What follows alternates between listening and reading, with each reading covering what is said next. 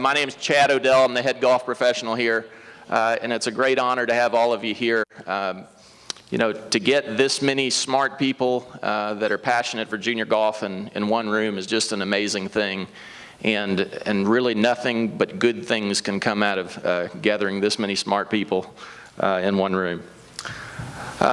Just a little bit, yesterday I had one of my members come into the golf shop, and I told him that we were hosting this summit, and told him that I'd be moderating this panel discussion, and frankly, I've never moderated anything except the arguments of my kids.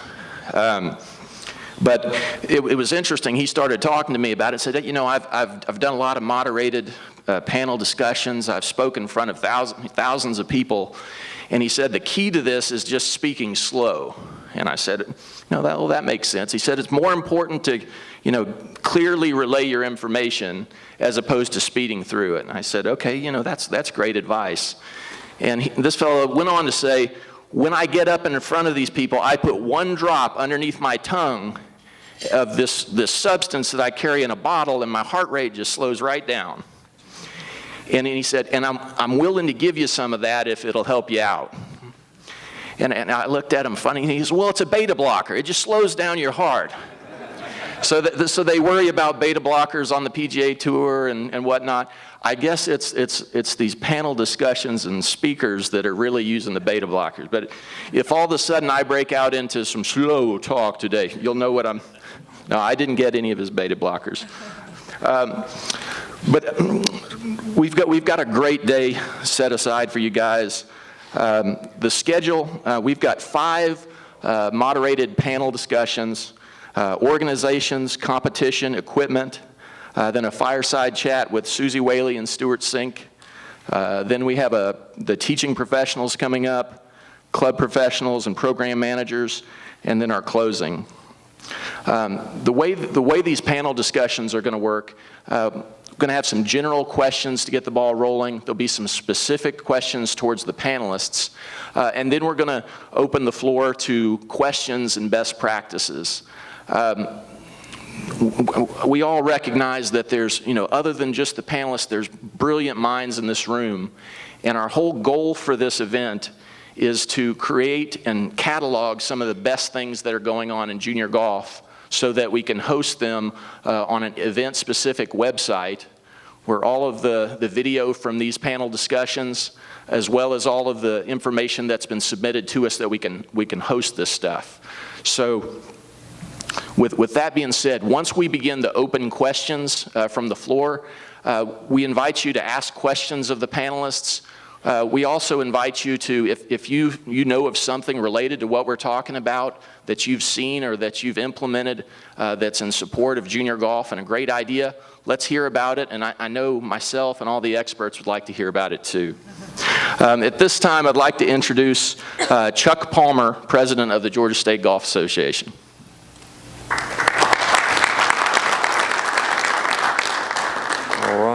Well, good morning, and on behalf of the Georgia State Golf Association, I also want to welcome you here to Druid Hills Golf Club for this Junior Golf Summit. I'm Chuck Palmer, as Chad mentioned, and I'm the president of the GSGA this year. And back in January, I spoke with Chad down in the driving range right down there about how good an idea it would be to have a junior golf conference. And Chad took the ball and ran with it. And we at the GSGA have been trying to keep up ever since. Jeff Fages has been our point person at the GSGA on this. Jeff is going to be on the panel later this morning. And I really do want to thank Druid Hills Golf Club for embracing this Junior Golf Summit. And that has started with Chad, Jim Story, their general manager, Charlie Shawball, their president, and TJ Wilson right here sitting in front of me. They have really embraced this, and Druid Hills has had a long history of spectacular success in swimming, with junior swimming and junior tennis, and Chad is turning that around, and now we've got some really good players out here on the junior golf team, including TJ's son. So, but again, we all need to face, and I think that we all recognize this, golf is a hard game. It is really hard as a kid to learn to play golf. My very first golf experience, I think I was about 4 years old, and I ended up with one of my grandfather's golf clubs in the backyard, and I somehow ended up giving myself a black eye. Now, I'm not sure quite how one does that, but I did. So golf, in addition to being a hard game, can be a very dangerous game. This past fall, a year ago, I've got a 10-year-old son and an 8-year-old daughter. And a year ago, I was on the internet looking for best practices for junior golf. And frankly, I spent about half an hour just trying to find things, and I couldn't find anything that I thought was going to be helpful to me as a parent and as somebody who's been passionate about golf for years, that was going to help me get my kids interested in playing golf. And so I actually went on the internet yesterday and found a few more sites that were somewhat more helpful. But that's when Chad and I were talking about that's what we thought the purpose of this summit would be get everybody together, let's share best practices, let's put them on some website somewhere where we can find them, where we can all share our thoughts. We've got the best minds in the game in here today. We also have folks from the YMCA and the Boys and Girls Clubs to talk to us about generally what is attractive to kids, generally, not just golf, but to kids generally, so that'll help us. Again, we can do better, and we will do better. And this is a great first step. With that, again, thank you to Chad and to Druid Hills, and I look forward to spending the day with you. Thank you.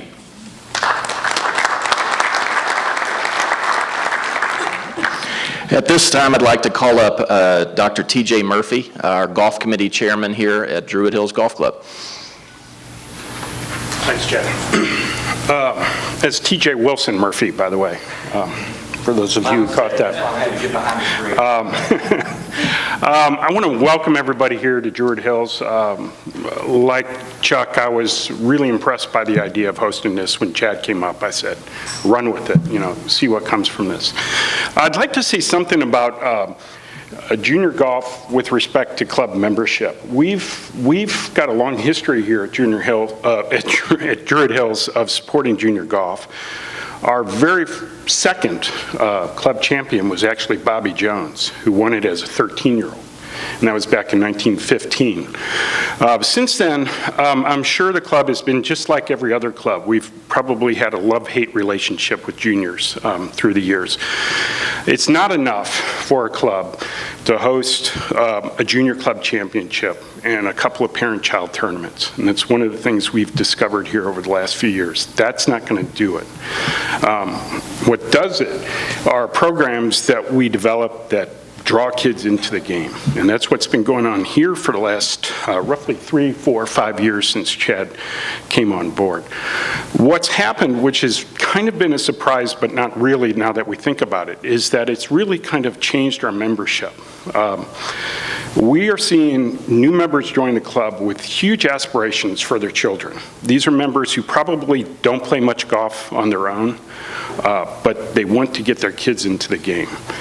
And it's become a membership issue now. We can point to our junior program and say, this is a great club, it's a great place to raise your kids, bring them on in, and we'll take care of them for you. So I think that's different than what it was. It's certainly a lot different from the time, what we were doing when I joined the club.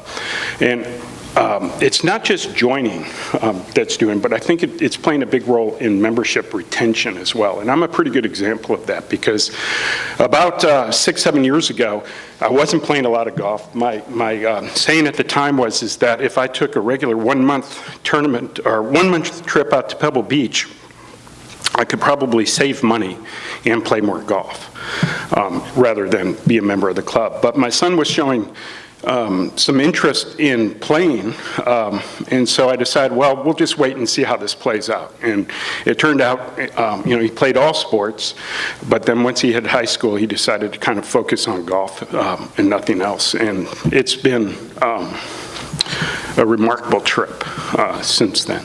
So anyway, welcome, have fun, teach us something. Bring it back to the clubs, bring it back to the members, and tell them just how important this is. So thank you very much.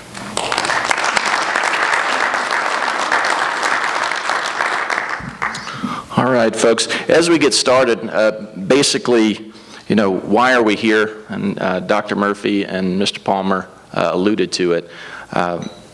There's a slide here that I borrowed from US Kids and NGF. Right here you see the children between the ages of 7 and 17 and their participation levels in different sports. As you can see, it's 16.1 million swimming, 11.7 million in basketball, and 9.6 million baseball and softball. And here we are, 3.3 million in tennis, and then 2.5 million kids in golf. So in looking at that, you know, not much needs to be said. We have a job to do, and growing this game for the kids ultimately benefits everybody as these youngsters turn into golfers down the road and club members and support our industry. The second slide here, which I thought was really eye-opening, which is the beginner golfers by age group.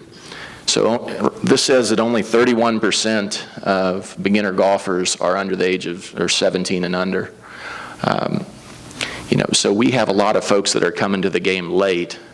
But as far as I'm concerned, this is the litmus test to how successful we are, you know, as program developers and managers to see how we're doing. You know, hopefully with having folks like this in the room doing their thing, learning best practices and cooperating, we can make that blue part of that pie chart there grow and grow and grow so that we're capturing these beginner golfers early. At this time, I'd like to call up our first panel of the day, our organizations panel, up to the stage.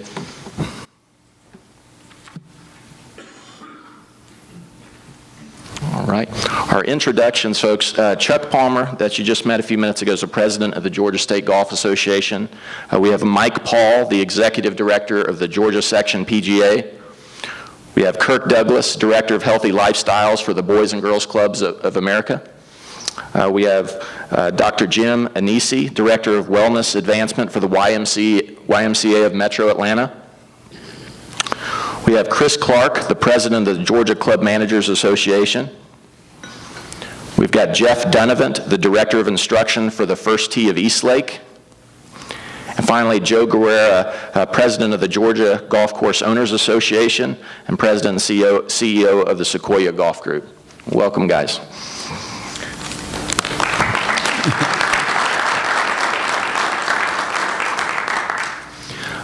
To get things started, an open question for the panel. What are some of the key initiatives that your organizations are currently engaged in to grow the game? Mr. Palmer, if you'd like to begin. All right, I'll jump out here. We started this year a junior players club.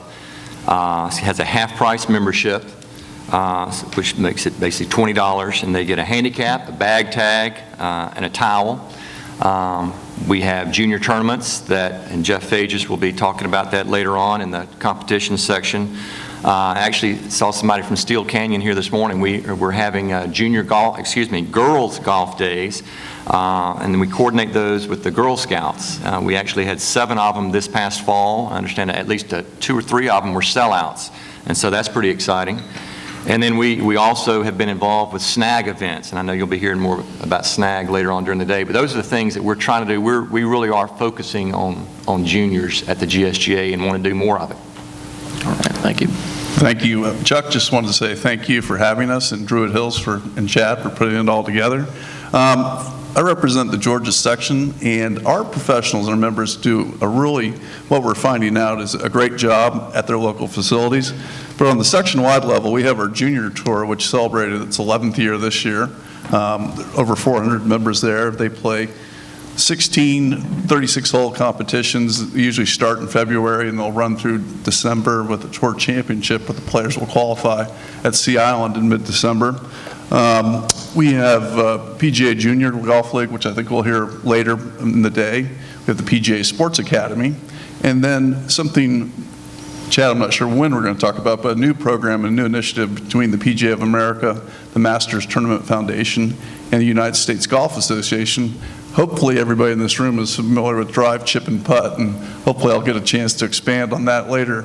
But that was a new program that started in March, and we found out about it in March, and we said, okay, we were going to add 11 new events to our schedule between June and August 5th.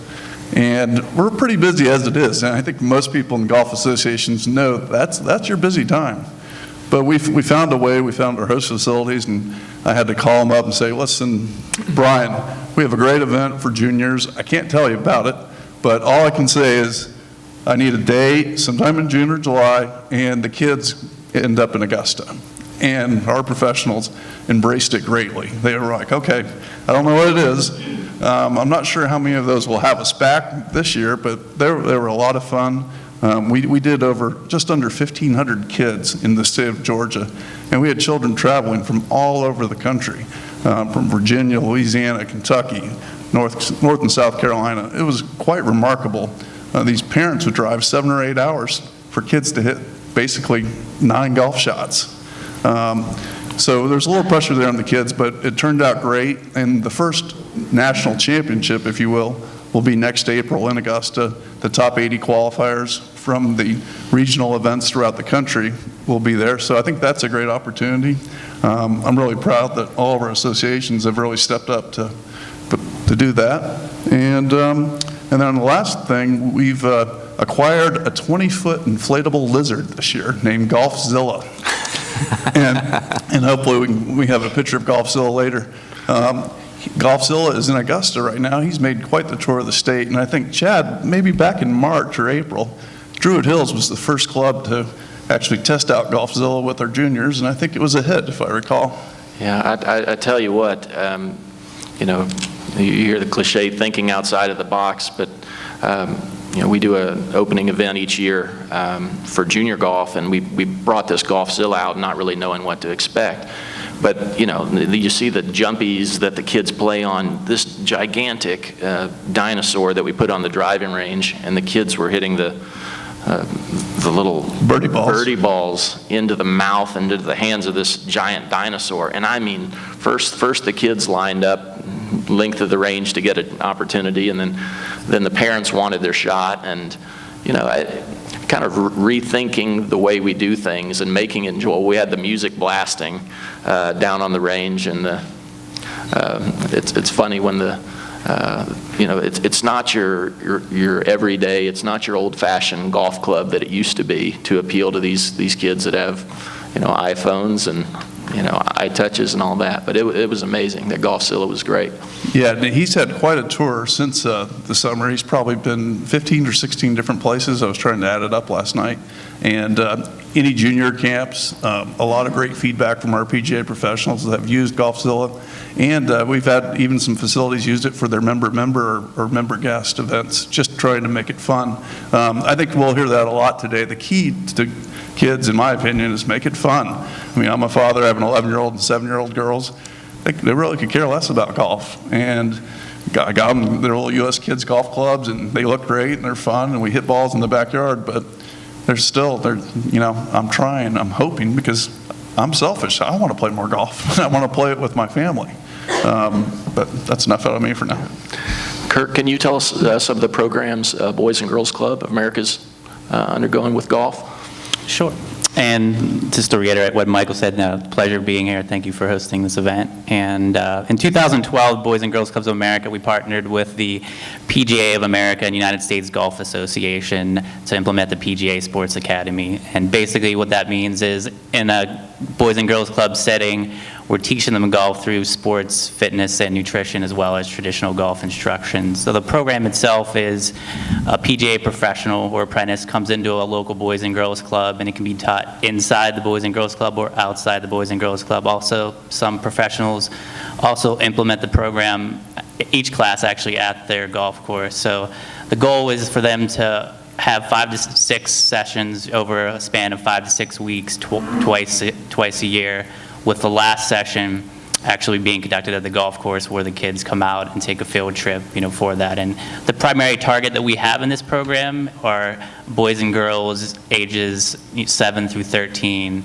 And within that program, not only with the golf professional component, also we have 5 Golfzillas that we ship around to various clubs for them to have a family day, built around their events. Many clubs have, various festivals or health fairs, so it's another way for us to help infuse golf into what we do with the Boys and Girls Club. So traditionally, the programs that we have, similar to golf professionals, where you have men's and women's juniors programs. We have various sports programs as well as academic programs, and the one thing that was lacking is a formal golf program. So with this partnership, it's really been able to infuse golf with what we do, and the success that we've had so far is sometimes you have a boy and a girl that may not have gravitated towards sports at a club because they may not be the strongest or the fastest, and sports such as basketball and football are pretty prevalent in boys and girls clubs, but this has given them a gateway to actually become physically active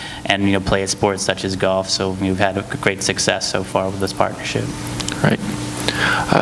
Jeff, with the First Tee of Eastlake, what are some of the programs that you guys are engaged in? Over at the First Tee of Eastlake, we have a program that we do in school with our Drew Charter School. Within our neighborhood, we have Drew Charter School, which is one of the first charter school in Atlanta. It's a pre-K through 8th grade school currently, and those children get golf as a PE course. So Monday through Friday, we pick up, myself and the other coaches pick up 5 to 7 classes a day, actually give them golf instruction, actually give them a grade for golf, a PE grade for golf. And then we, just like the regular school year, we rotate through 4 quarters. So each child gets an opportunity to learn the game. And we start at 1st grade. So by the time they reach 8th grade, they've had golf every year from 1st grade all the way through 8th grade. And right now we're building a high school, so we'll continue on giving them golf through high school. So conceivably they could go get golf from 1st through 12th. The majority of the kids do take golf more seriously because we also do a Saturday class. Our Saturday programmings, we have 6 classes on Saturday starting at 8, and we finish about 3:30. And those are the kids that we actually run through the entire First Tee program, going through each level of par, target, player level, par, birdie, and eagle, and ace. And those participants come from the school, the kids that are really taking on to it and really interested and really want to play tournaments and really get to know more about playing this game. And that number of children, we average probably about 250 to 300 children that are in our regular program that continue to come back and play and practice golf. We also give them an opportunity at the Yates course that they can play and practice for free. The First Tee end of the driving range is always open to them, for their parents to bring them over, especially the younger kids. We have a 5 to 7-year-old program, which is called our target level, and we have over 45 to 50 children in that level, and those parents really bring their kids out in the afternoon over to hit balls and practice and putt, and then they take advantage of the opportunity themselves also. So but that's fine. That helps. That gets them to get their kids out there and let them play and practice and get on the golf course. So it's a great opportunity for them. That's great. I was just thinking, getting a class grade in golf, finally a class I could get a B in. Yeah, right, exactly. Joe, I understand that Sequoia Golf's doing a lot of great things and innovative junior golf programs. Can you expand on these a little bit? Well, we've got a number of initiatives that we've undertaken very proactively. We're playing big-time offense when it comes to player development.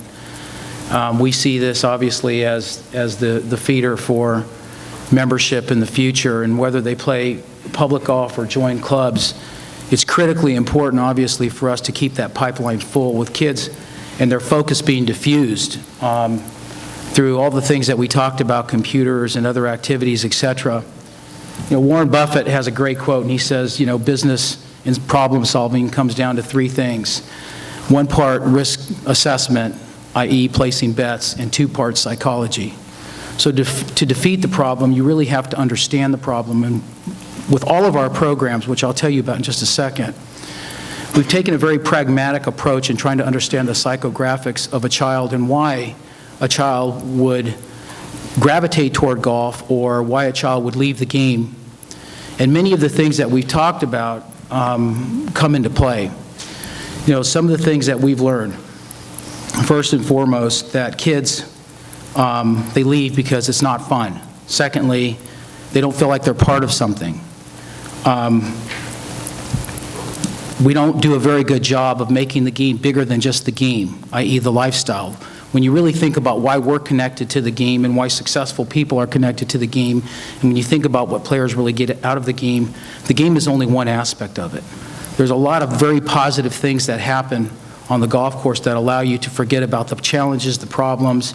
It's very recreational. There are very, very few things in life that you get out of that experience, you know, and it's a positive, very, very positive feeling. They quit because they're not growing, because they're not getting better, but also they're not growing personally. There's nothing that, you know, codifies them to the game beyond actually swinging the golf club. They don't want to come back if they're not being challenged. So if they're not getting better and all these things are happening. So we do our best to focus on personal development, camaraderie, beyond individual contribution, making the kids feel that there's part of something, making the kids feel part of each other and supporting each other and being more of a team rather than an individual contributor, which is opposite of what actually happens on the PGA Tour and in competitive golf. So when they get together, they feel like they're having fun. And it also requires a distinction in how we basically dispense those golf services. So the way of doing an individual lesson or a group lesson, and the kids come in and then they leave and they're dispersed, that system doesn't work very well and doesn't produce very high retention. If the kids are having fun and they want to come back because they got connected to the game through fun, then they can get hooked and we can keep them. And I'm going to give you an example of some of the things that we're doing.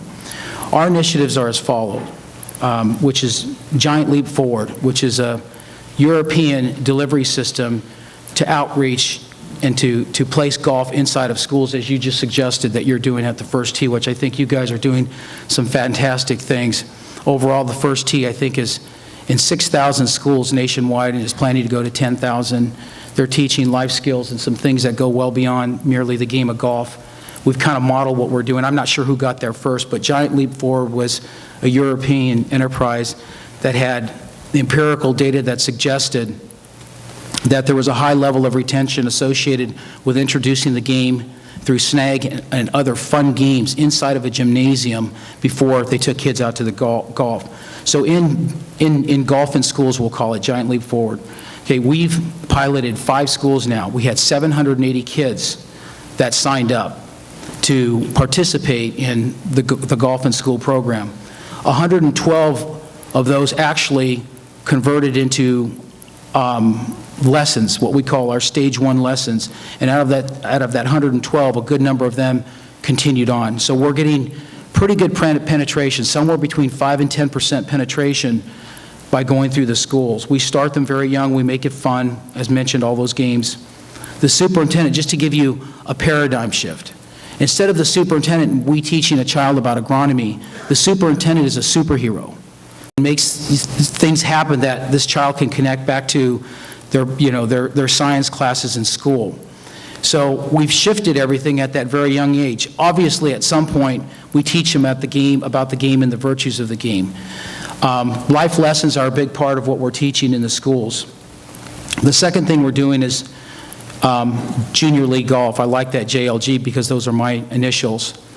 The PGA of America is also now adopted this initiative, and I'm not sure where it came from, but I believe it was somebody here in Atlanta. All I know is we've been doing it for 3 years. Just to give you some quick statistics, we have 250 kids in the Junior League Golf program in our entry-level Canongate clubs. We haven't initiated yet in the Sequoia brand, which is going to be our trade-up clubs. We have another 100 in Houston at both stratas, both at the entry-level private club business as well as the trade-up through the Woodlands Country Club. Fantastic program. If you think back about when we talked about what the problems are in the delivery system of golf services to kids, being part of something is a big part of it. this mano-a-mano, competition where you're going out and playing match play or stroke play with just one other player is not nearly as much fun, particularly when you're young, as playing on a team. So when you're playing a team sport and you're playing with a partner, you can make it a lot more fun, and this apparently is resonating. We've had great success.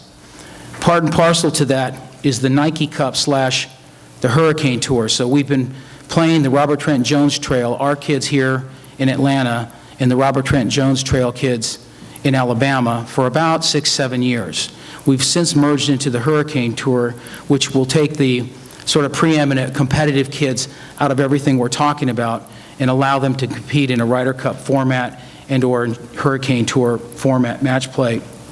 Really kind of an interesting way of migrating kids if they want to play competitive golf. I think some of the points that were made about kids being disenfranchised in sports. Some kids are not a personality type. They're not aggressive.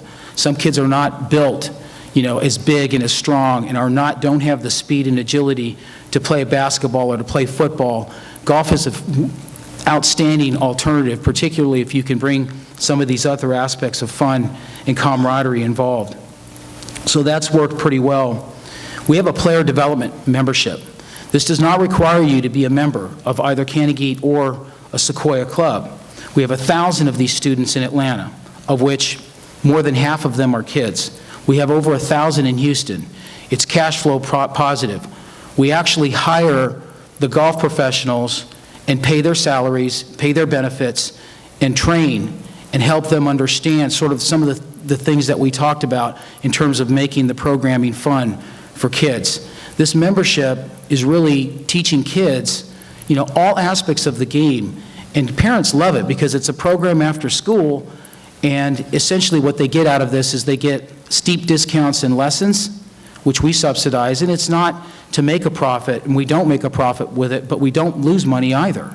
When we talk about, so we've got 10 full-time instructors in Atlanta, for instance, and 2 full-time fitters that we're paying now through that player development membership product. I think it's working very, very well, and another opportunity for us to introduce players into the game. These are players that would be a little older than, say, the 6 to 8-year-olds that we're attempting to reach in schools. Personal accountability, like a doctor takes the Hippocratic Oath in treating people and taking care of them and healing. We have attempted to impose on our membership through extensive communication and through example that it is their responsibility, not the club ownership's responsibility, to support the health of the game. We have something we call golf as a second language. So when you think about music and all the other things in Spanish, all the things that fill the pipeline of education for kids, can you imagine depriving your child of the opportunity to learn this game and this lifestyle called golf? We talked about all the things that we get out of golf besides the game. So when you think about it like that, that thought right there triggers membership thinking, you know what, I need to recruit. So then the next step is, well, how many people are you going to recruit to the game? This is one of the things that I was talking to Steve Mona about last week and saying, Stephen, all the things that we're doing through Golf 2020, we don't have a personal responsibility initiative that asks members and asks Avid Core players to reach out and to make sure that everybody in their universe, particularly juniors, are being touched by the game, because we know that we're going to get a certain ratio of them to come into the game if we do that well. So those initiatives are what our principal focus is right now.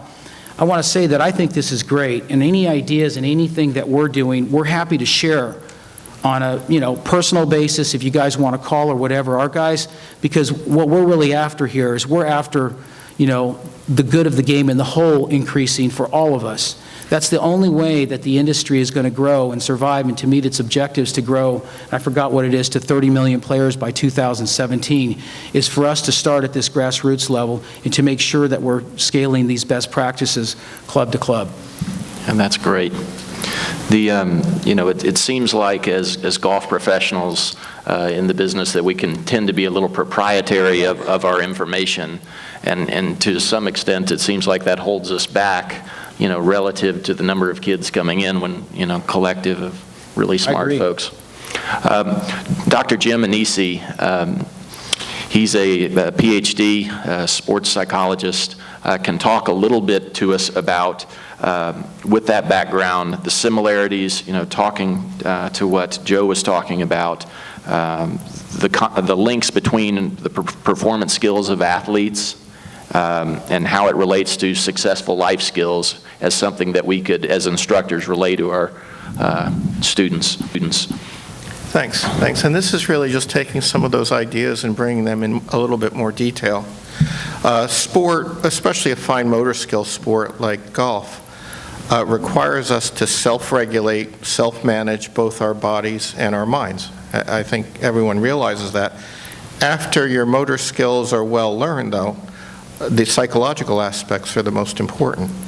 Now, just being exposed to sport, people are going to learn to self-regulate and to do those things. Those that don't learn that generally don't do that well and lose interest and fall off, okay? But that becomes the problem, is that it's kind of catch as catch can. People are exposed to this in a situation like the United States, that there's so many athletes in so many different sports.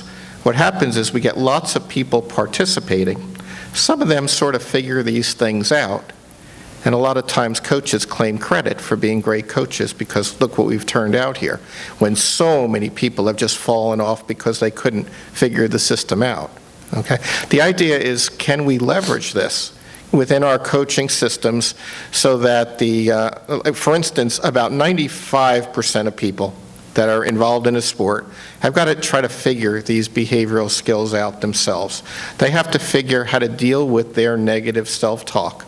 They have to be able to deal with setbacks. They have to deal with how to be able to take their long-term goal of increasing their ranking, whatever it might be, break it down into short-term goals, which may be fitness goals, maybe learning a new skill, perfecting a new skill. These are very important skills that can carry people throughout life. They could be applied to academics.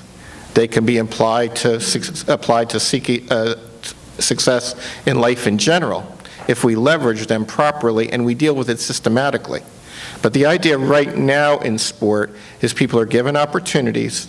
They try to figure these things out for themselves. 95, 97% of the time, they're trying to figure these out themselves. And those that don't lose interest or stay at a certain level. And those that do figure it out excel.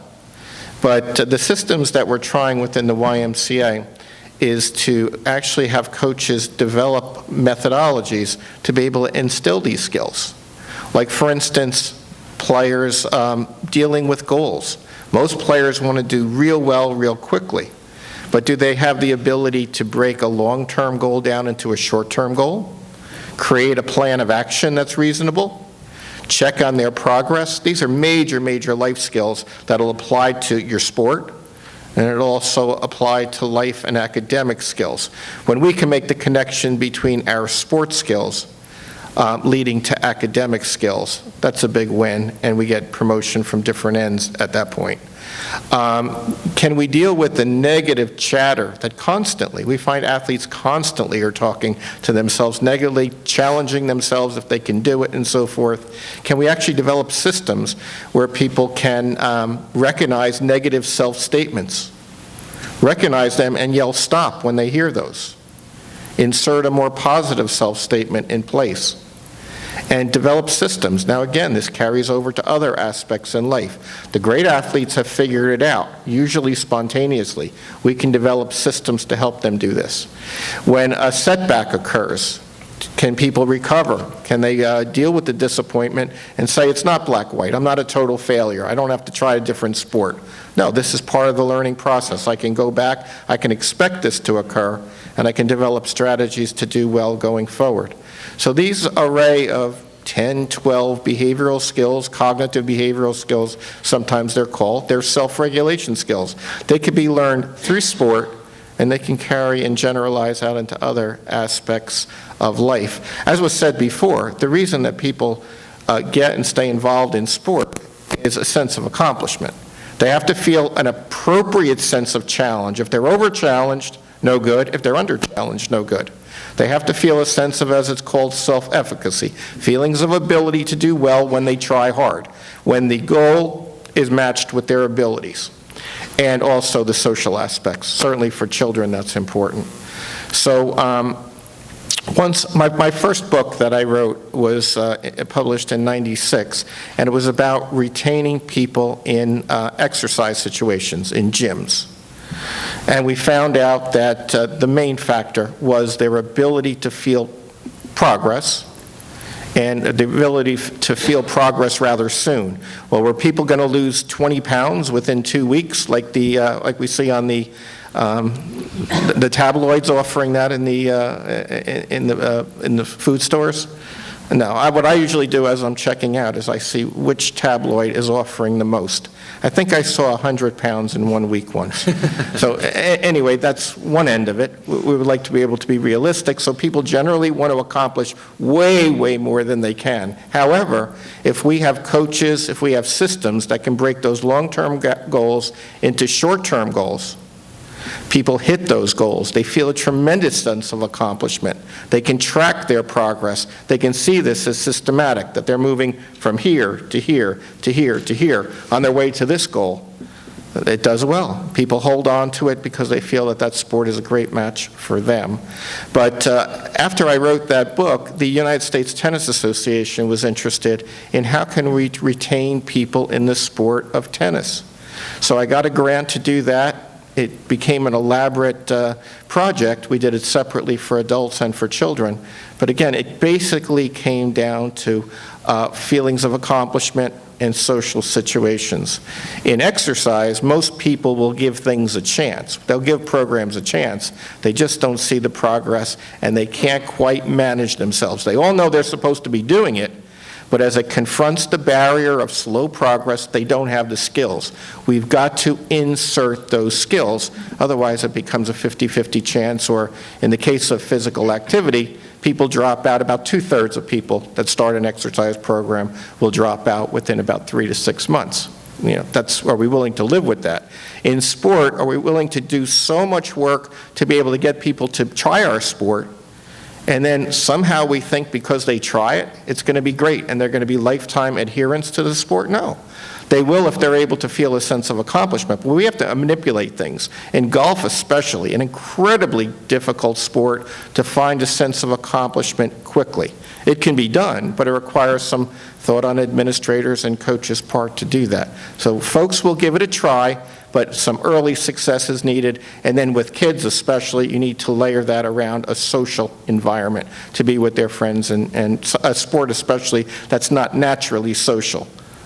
Team sports are. Golf is an individual sport. You can frame it as a team and a group sport if you're careful, but otherwise it's an individual sport like tennis is. And the research shows that when people do well at an individual sport, they claim all the credit.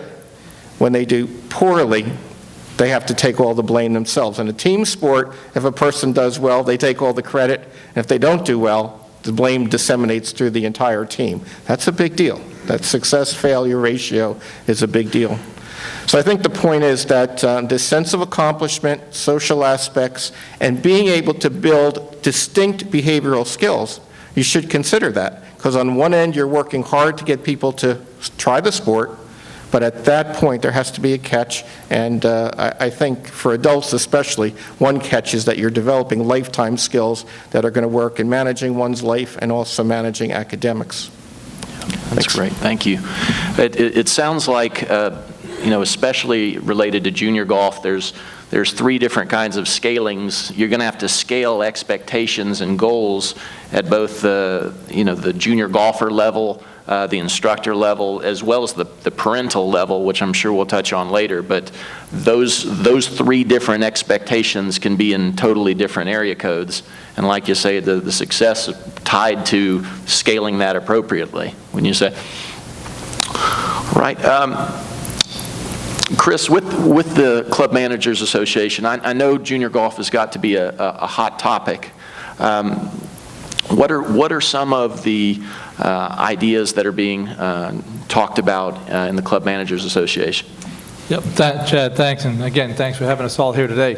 It would be amazing, though, they'll take that graph and look at that graph 10 years ago and look at how many junior golfers were on that graph 10 years ago, and imagine where it can be 10 years from now. I mean, that's the growth, and everybody, I don't know a club manager specifically in the state of Georgia that's focused. I mean, now, guess what? We now have a line item, and everyone in the budget that has a line item in their budget, and that's for junior golf. And how many clubs here 10 years ago had a junior golf instructor? None of us. I mean, now all of a sudden that's there. That's also the trend of the movement towards club management. And everybody's out today just trying to get out and stay ahead of the game, because that's a new junior. The new juniors are coming in with the younger members, and they're bringing them all to the clubs and getting involved in club programs. There's a lot of excuse me, kids that really want to get out and play golf, and it's becoming more of a team sport. Okay, take the Ryder Cup concept.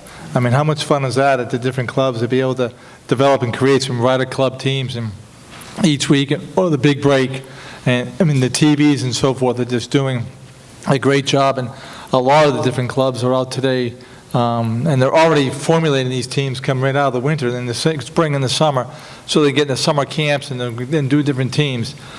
Now, I will admit to you that the kids don't play golf all day long.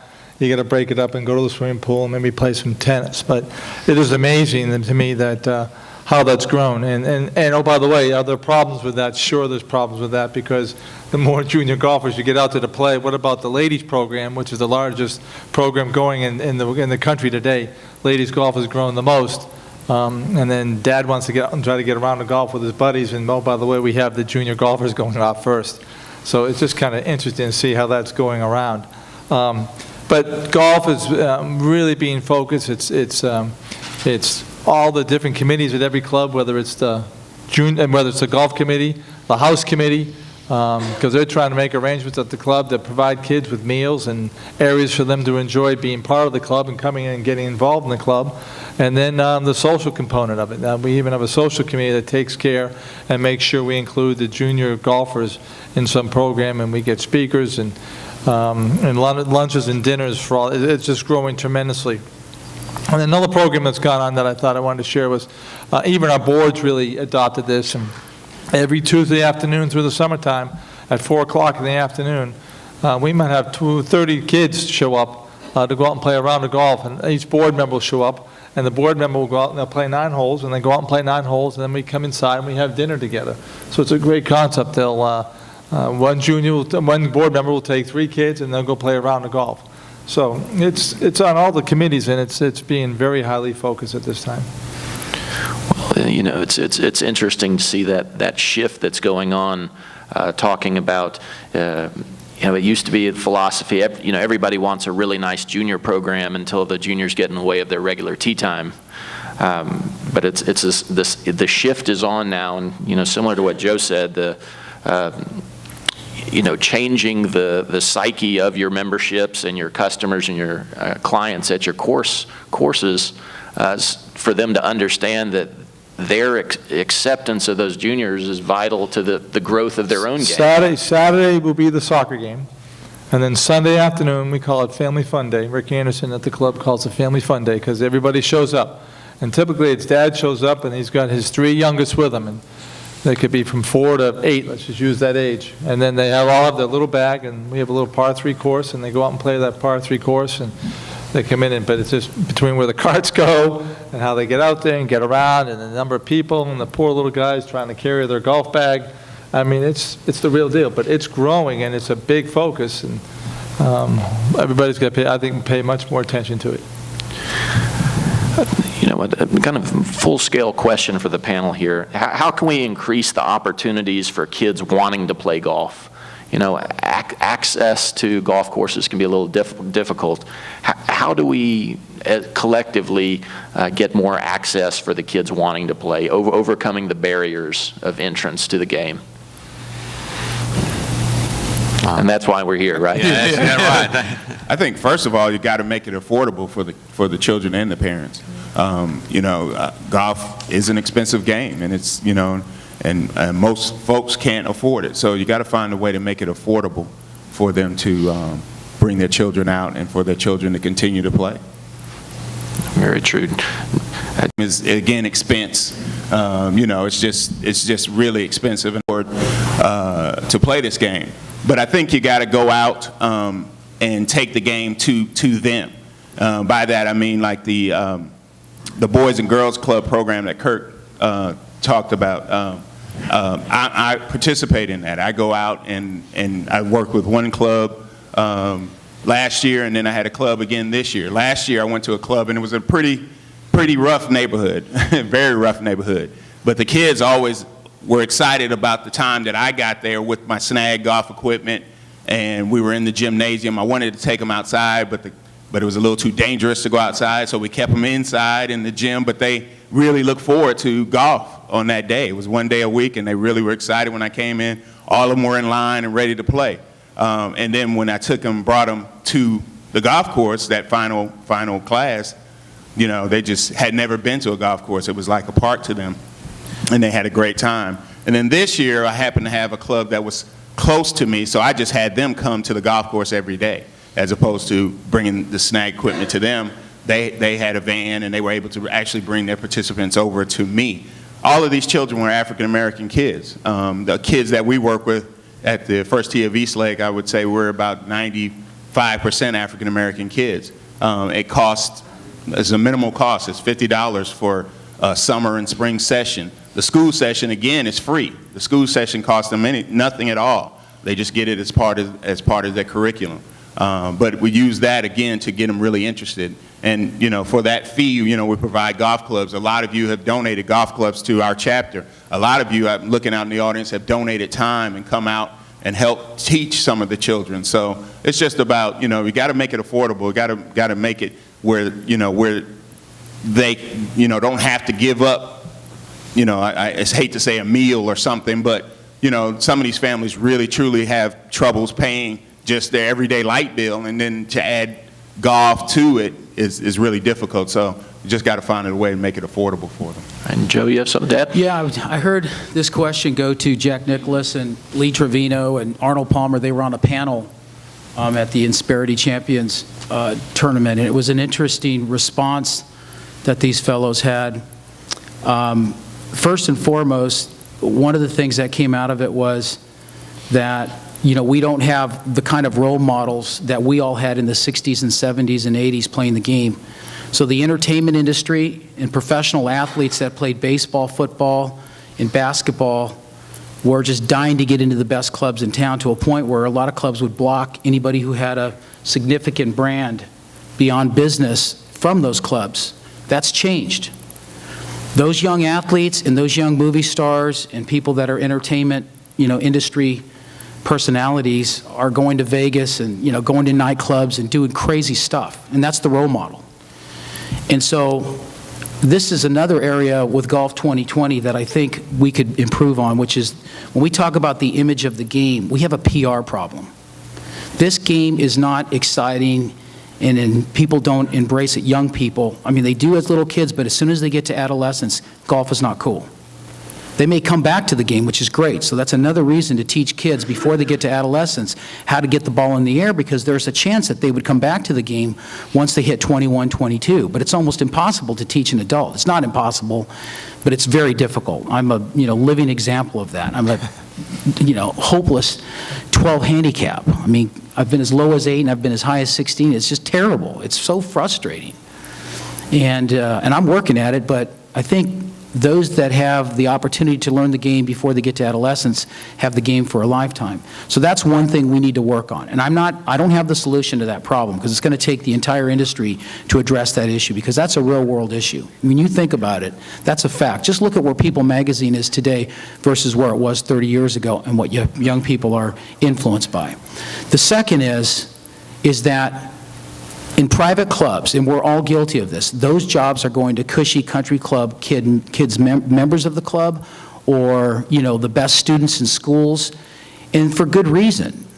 But Lee's point was, when you look back on how minorities learned the game of golf 30 years ago, they were caddying, they were working on the range, they were at the club and had access to the club and could emulate what they saw players doing, and as a consequence, you know, gravitated to the game.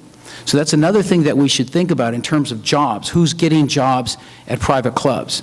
Are they going to cushy country club kids that are going to end up going to college and playing the game that don't really need that experience? And should we be sensitive and cognizant of bringing minorities in to the game that way, which is how, if you look at the PGA Tour, that's how those athletes and those minorities ended up playing that game at a very competitive level. So it's something we should think about, because here's another thing, a stat, this is crazy, but almost 2 million people work in the game of golf. It's a $72 billion industry. There are only 150 million Americans working.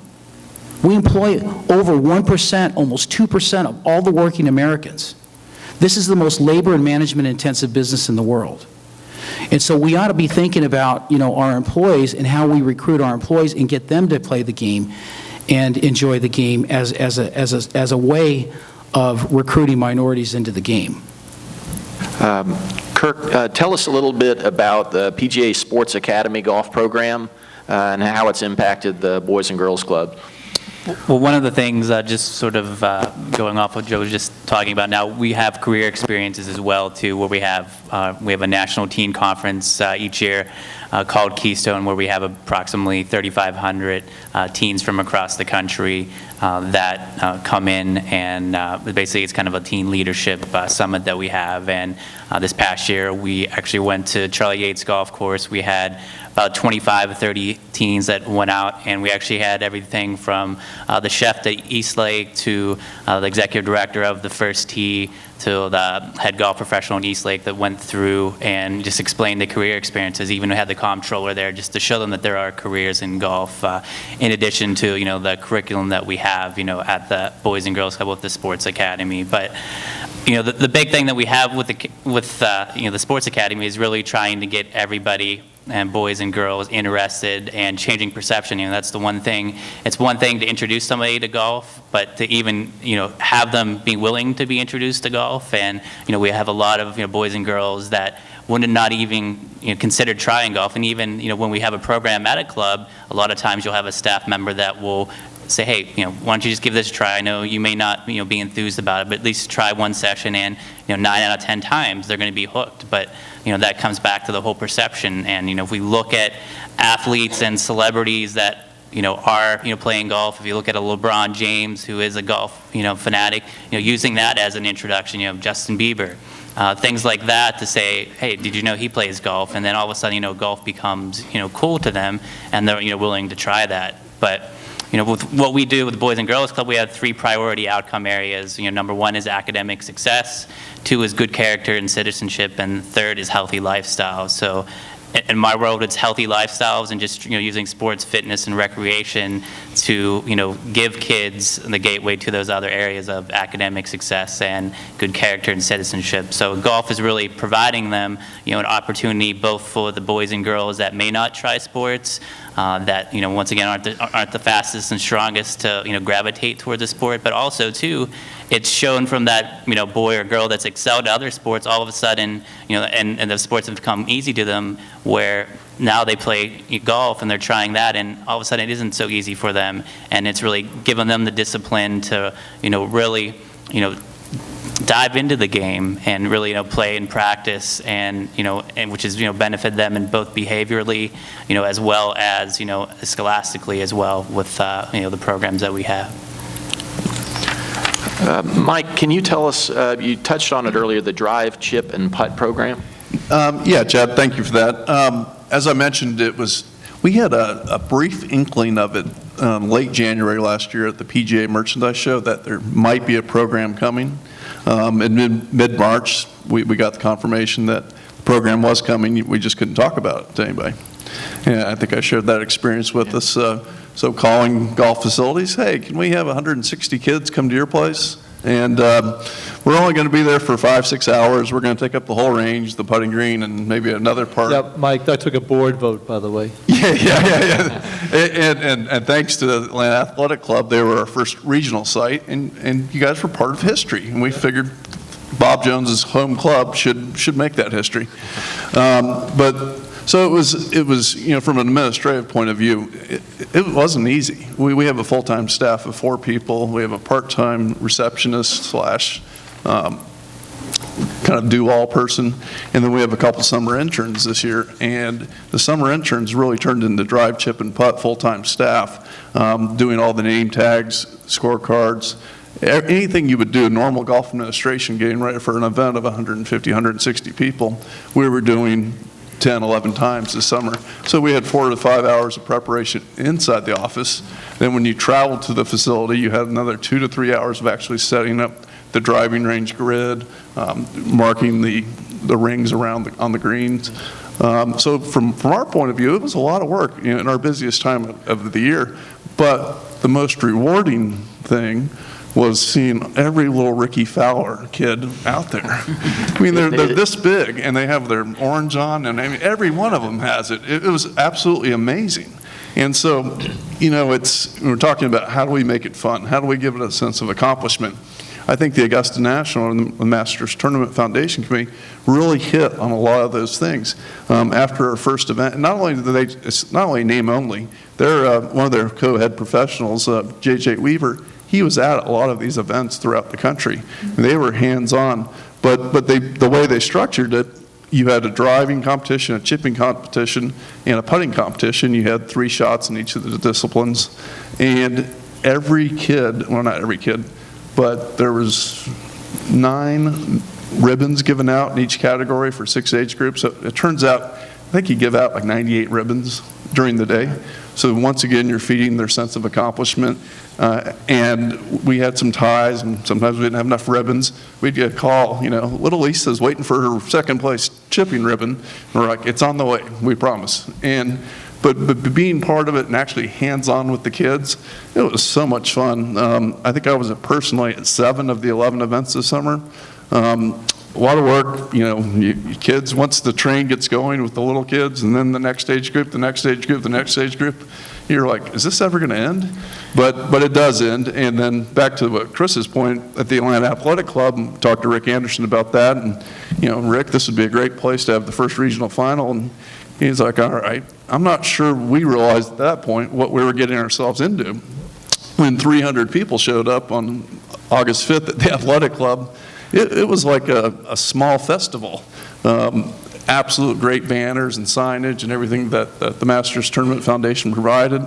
A really neat day. And then that day, instead of ribbons, each top 3 in each age category in each discipline received medals, like Olympic-like medals and nice boxes. And it was over the top, really fun. And the first girl to ever qualify, and once again, going back to the history side of things, and I grew up in Augusta, so this is special for me, it was Molly Hardwick from South Carolina. She's a cute little 8-year-old with glasses. She was the first person to qualify for the national championship next April. So hopefully, if I win the lottery, I can get to go watch her on Sunday. I believe it's April 6th, which is, just think about that. The week before the Masters, we're going to have 80 children there competing on that Sunday. They're going to get to go to the practice round on Monday. And that's an incredible experience. And at times this summer, J.J. Weaver was my best friend. Other times, he was my worst enemy. But we got through it, and we're looking forward to this coming year. The program was in 11 markets throughout the country, I believe. That's going to be expanded to all 41 sections. So we won't have little Tommy and Billy driving from New Orleans to hit 9 shots. They will have a local opportunity. And I encourage anybody in this room, PGA professional, golf administrator, just a fan of golf, we could use help volunteering with these events. Kirk Douglas was my guy at least 3 or 4 of events. He is king of the driving range. And our interns were basically targets out in the driving range, but they'd run out to the ball and Kirk would shoot them and, okay, you got that many points? Go on, Billy, go on to the next station. But I think the enthusiasm for the children and just kind of going back and looking at some pictures on my phone, it really, I mean, you can attest. How many Ricky Fowlers were there in person? Many. Yes, very many. So once again, it's fun. We talk about affordability. There's no cost to this program. Obviously underwritten by our friends in Augusta. So I think these are the type of things, along with the PGA Junior League, the sense of a team, things that are really starting to take hold. Well, I wanted to reiterate what I heard Mike say a whole bunch of times. It was fun. And, that's what we have to make it for our junior golfers, especially those beginner golfers, is fun. And you can make it fun many different ways. My favorite golf store now is Dollar General, because I go to Dollar General and I buy big colored balls. I buy colored balls. I buy noodles. All of these kind of things to make it a fun environment for the participants. We use the noodles, the different colors, the different colored balls. The kids get over there and they just, what is this for? What is this for? So they're excited about the opportunity to hit something other than just the white striped range ball and the golf club. You just make it more fun for them. I use these little rubber lizards to, if you chip and the lizard lands on his feet, you get points. If it lands on his back, you get a few less points. But just making it fun. And then I introduce the golf ball to them, and then just move on from there. It's interesting to me, too, talking about Ricky Fowler. The more that these stars on the PGA Tour and the highest level resemble the kids in dress and action and behavior, it seems like there's a certain draw to that, from a promotional standpoint, I think we'd all benefit. You do have to kind of shed the mold and pull out your neon shirt and matching neon pants, which will look good on my staff, but maybe not me. But it's interesting that the kids respond to that. And like you said, when they show up at those events, there's 47 Ricky Fowlers and ready to go. Chad, do you mind if I ask a question to the panel and the group? Yes, sir. Has there been any research done on what generally attracts a habitual golfer, what attracted them originally? I think the vast majority of players, I'm generalizing, okay, come into the game through recruitment, through parents or a friend of a friend.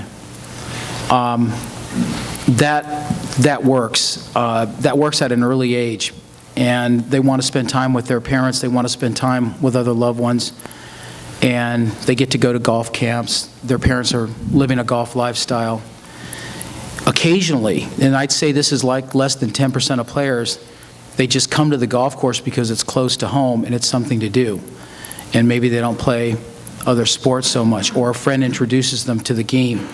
The vast majority of players are recruited into the game by another player, a player they trust, a player that will take them under their wing, a player that will take all of the inhibitions and sensitivity associated with not feeling part of something or belonging from the time they get out of their car, put their shoes on, go into the clubhouse, go into the locker room, the pro shop is still an intimidating place for me, even as a guest at a club, because it varies. What it comes down to is the culture of that pro shop and whether those pros in that pro shop have developed a culture that is welcoming, or one that differentiates between a guest and a member, or one that differentiates between somebody who resonates with them as a golfer or somebody who's not a golfer. And those things really need to change. So that can be like a big turnoff as well, right? Because you got to get through a lot of obstacles before you get on a golf course and can actually play.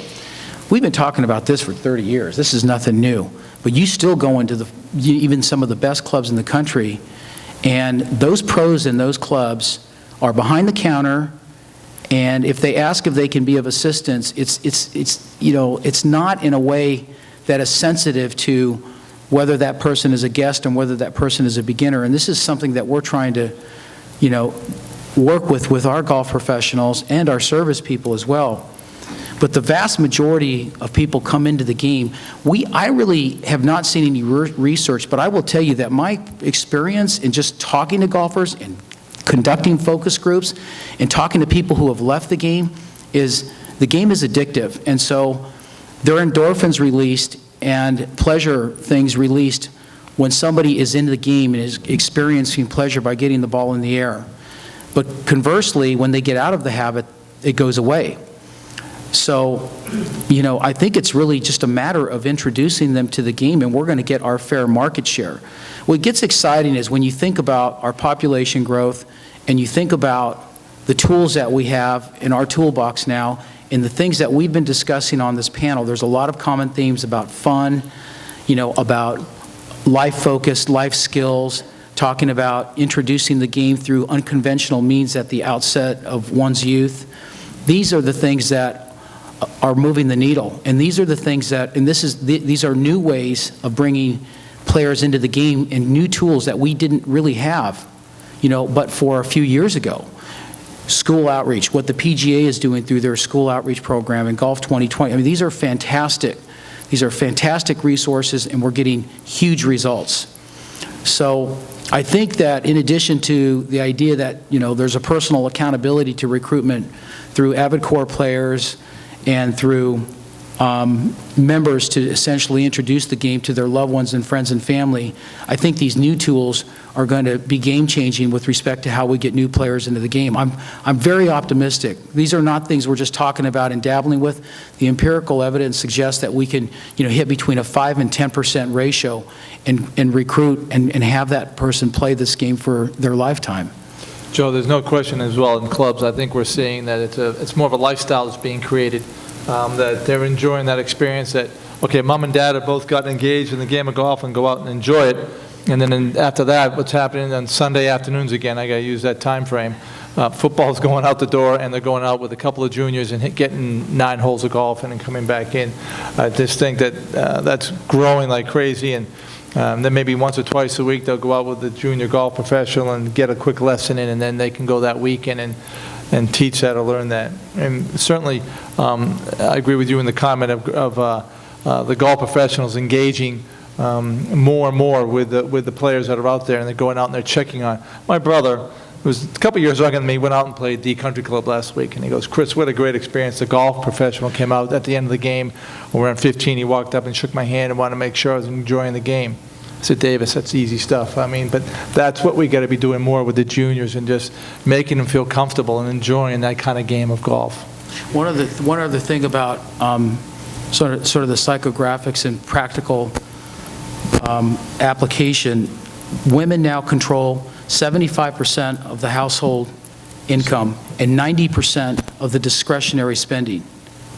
And what this means is, and this has certainly been my experience in looking at acquiring clubs. We have clubs in 14 states now.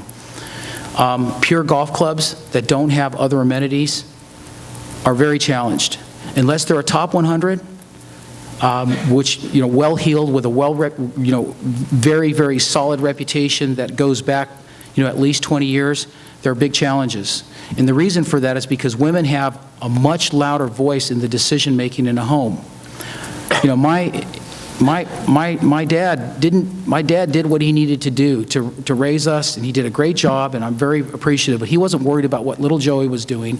And my mom had only so much input in what my dad was going to do. He was going to work, he was going to take care of the yard, he had certain things, and he was going to recreate with his friends, and it all worked. It seemed like the way it was. That's not the way it is anymore. The measure of a man is so different than what it was 20 years ago. He has to be attentive to his family. He's got to spend time at sporting events, which means that in the golf environment, the golf needs to be relevant to more than one person in the family. And the dues need to be worth paying without having to play the game. In other words, if you can make it worth being a member of a club through all the social programming and events, food and beverage, and through tennis and through other things, swimming programs, we have a much better ratio of survival and a much better ratio of retention and recruitment. And we see this over and over and over across the country. I wish it were simpler than that and high tide was floating all boats. I think that a lot of the things that we're doing could change that a little bit and mitigate the impact of the fact that golf has to be part of a bigger lifestyle than pure golf. But that's really kind of what we're dealing with here, I think, the reality of the game and the reality of the industry today. Hey, Chad, Jim raises a good question, and I'm curious whether anybody else out in the audience is aware of any surveys that have been done or studies that have been done about what initially attracted people to the game of golf. And I see a hand sort of. Susie? Susie Whaley. The PGA of America recently did the Boston Consulting Group study where it was the first time that we focused on consumer base, what they wanted, what their needs were, and what would possibly bring them to the game. That's available on golf20.net for you to look at. If there's anybody would like the microphones right there, we can pass that around. Does anybody have questions for the panel relative to what we've talked about thus far or about anything within their specialty?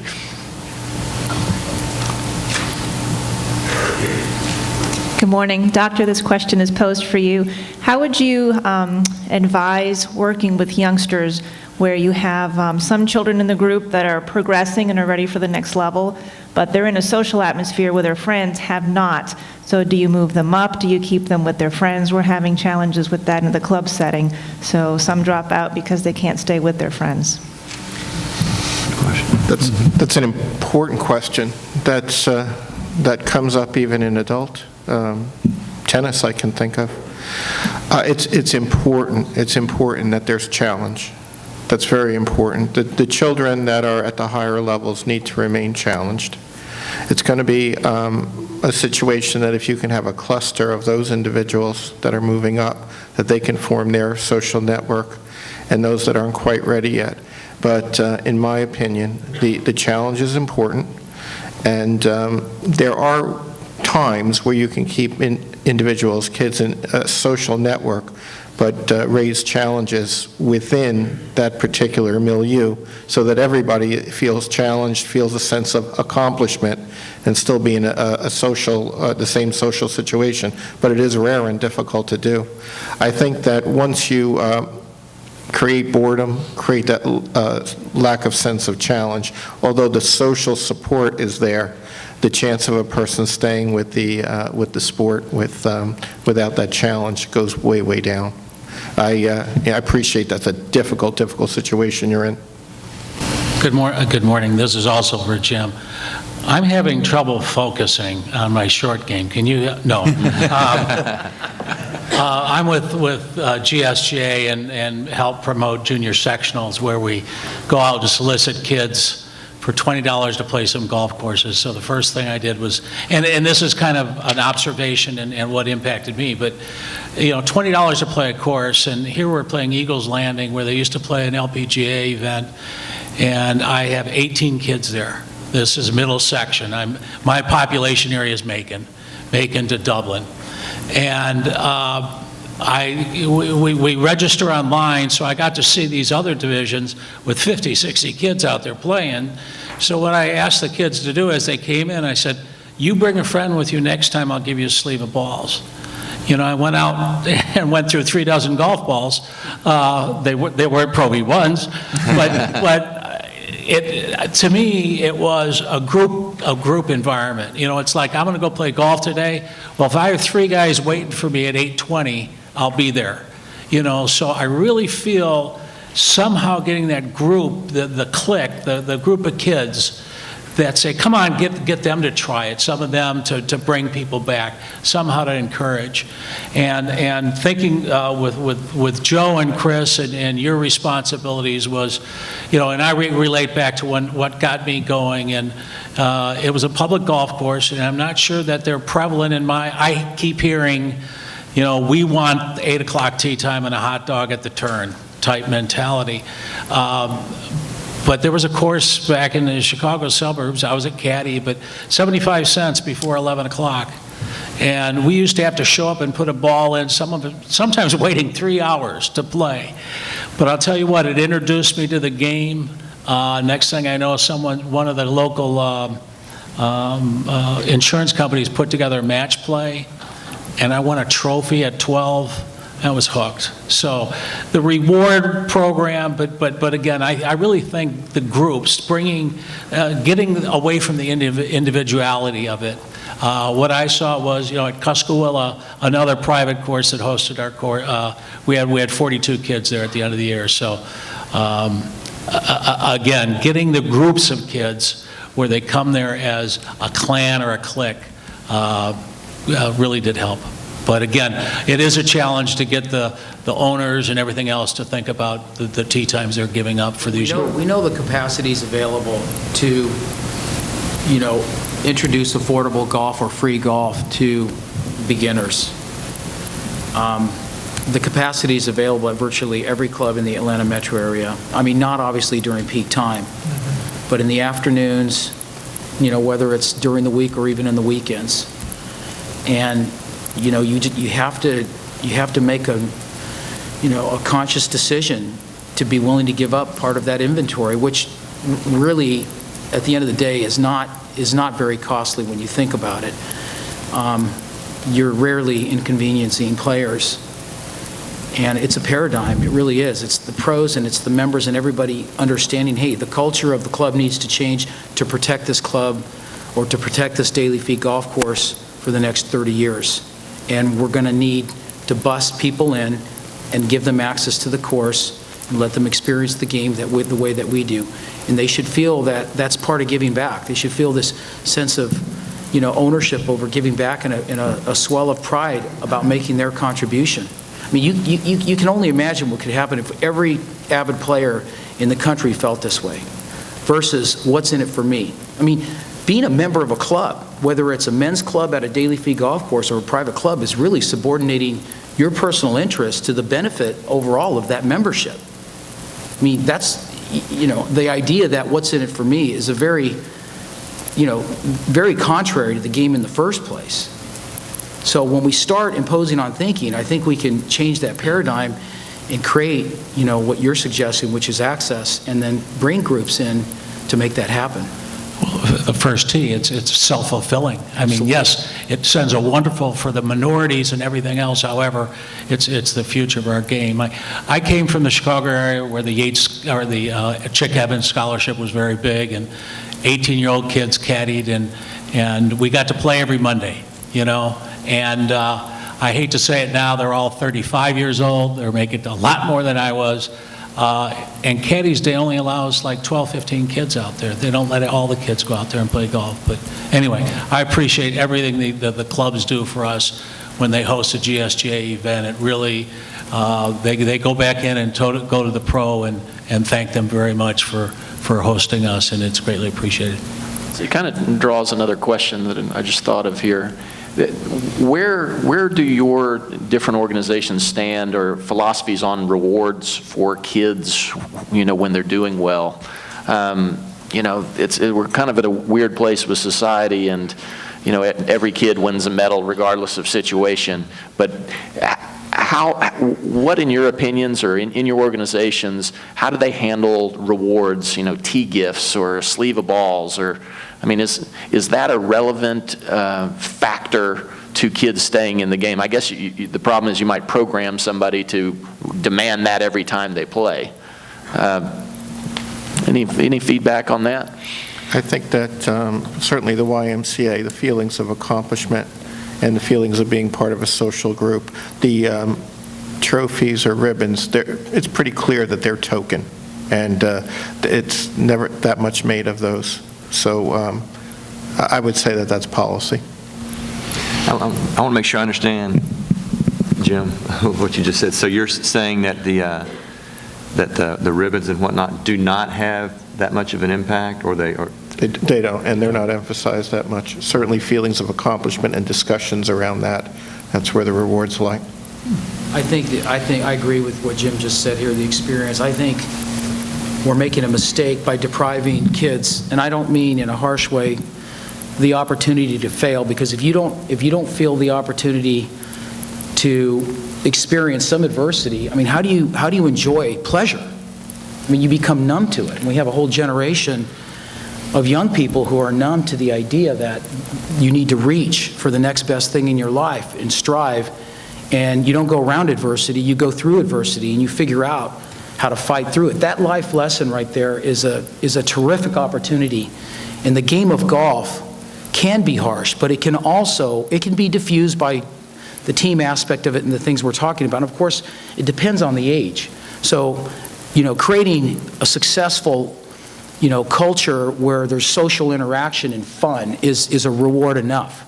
And then when you get into the competitive, and it's going to be competitive because those players are going to always strive for the next best thing in their game as well as their life, and you're transferring that life skill and that experience to a kid in a meaningful way.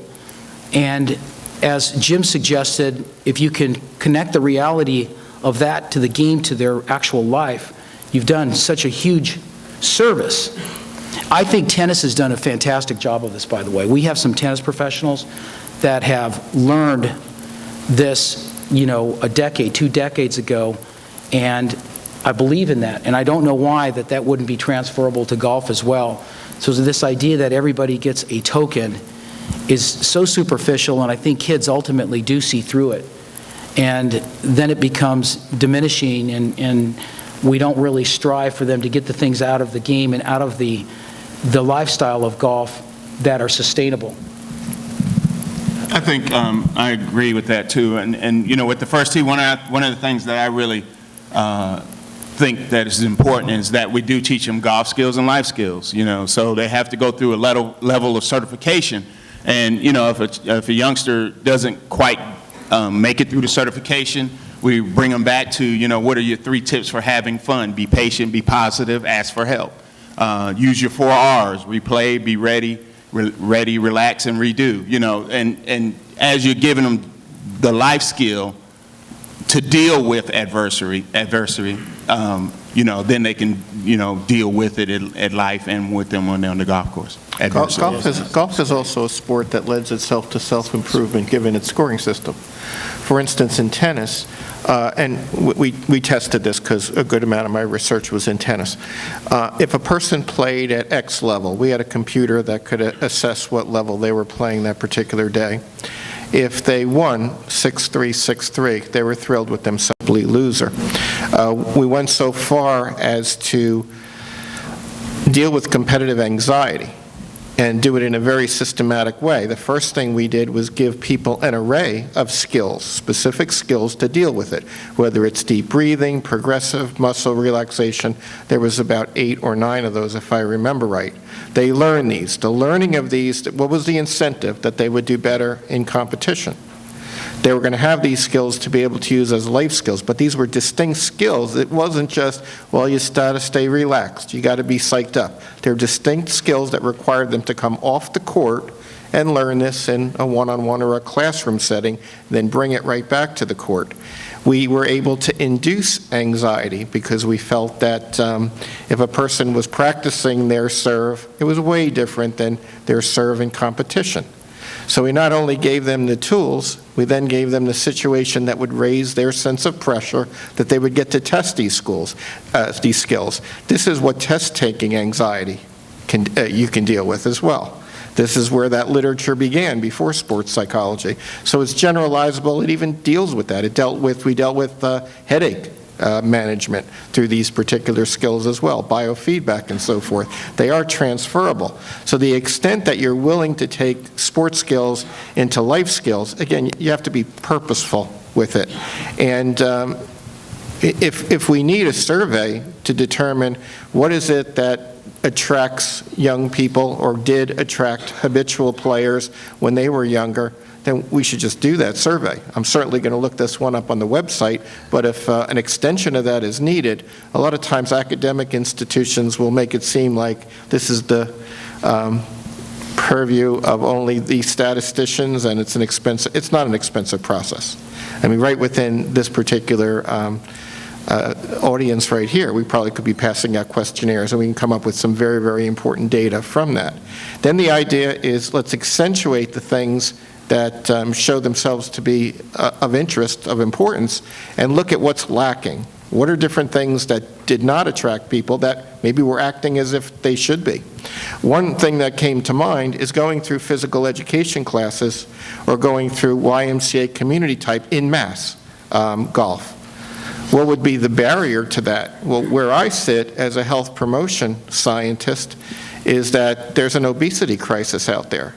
We have to make sure that within PE and within YMCA and so forth, we make sure that we're dealing with aerobic activities and we're getting the heart rate raised. We have to be concerned with that. The question we always have is if we deal with the sport that's of lower amount of exertion, well, do we have the luxury to do that?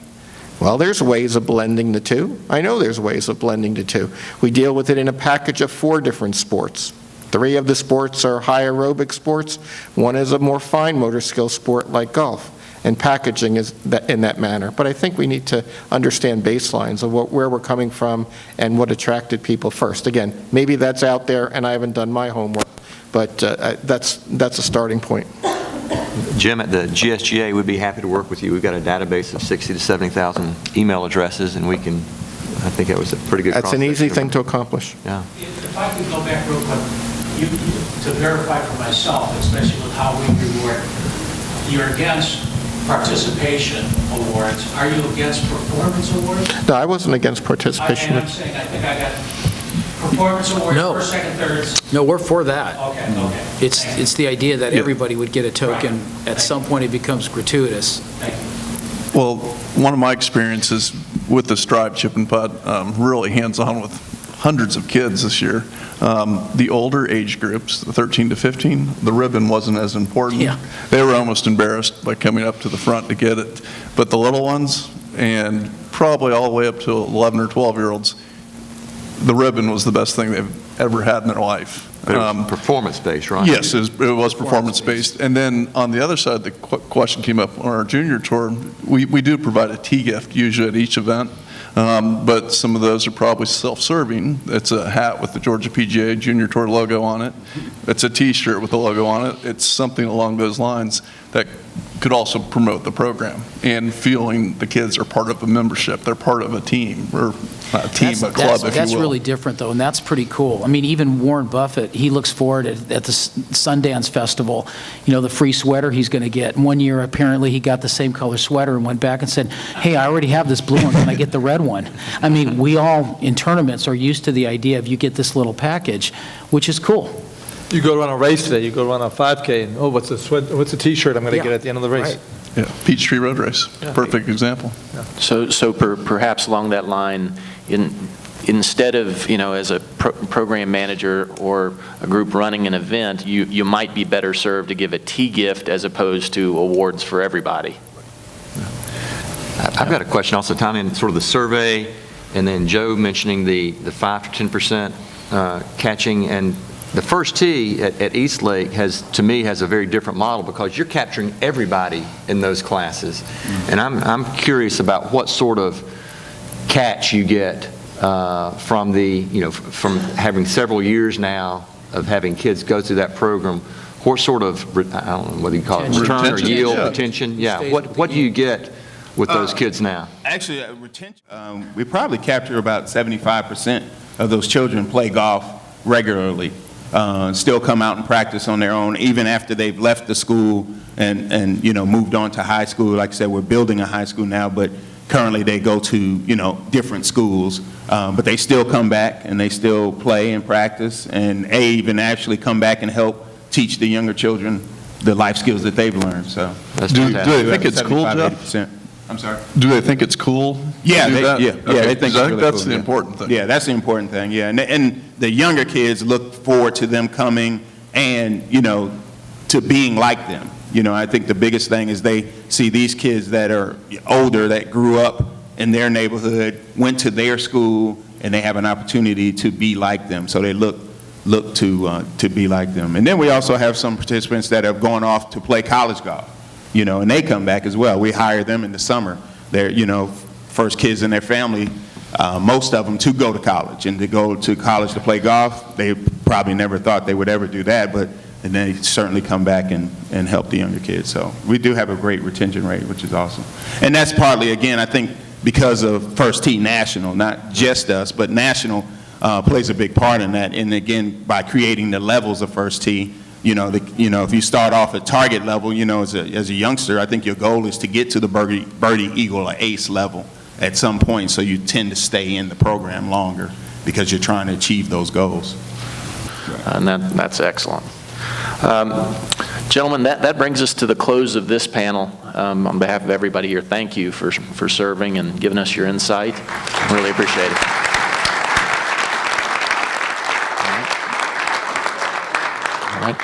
Gentlemen, you can take your seats. Also, folks, we see some folks in the back there. There's plenty of open seats up here.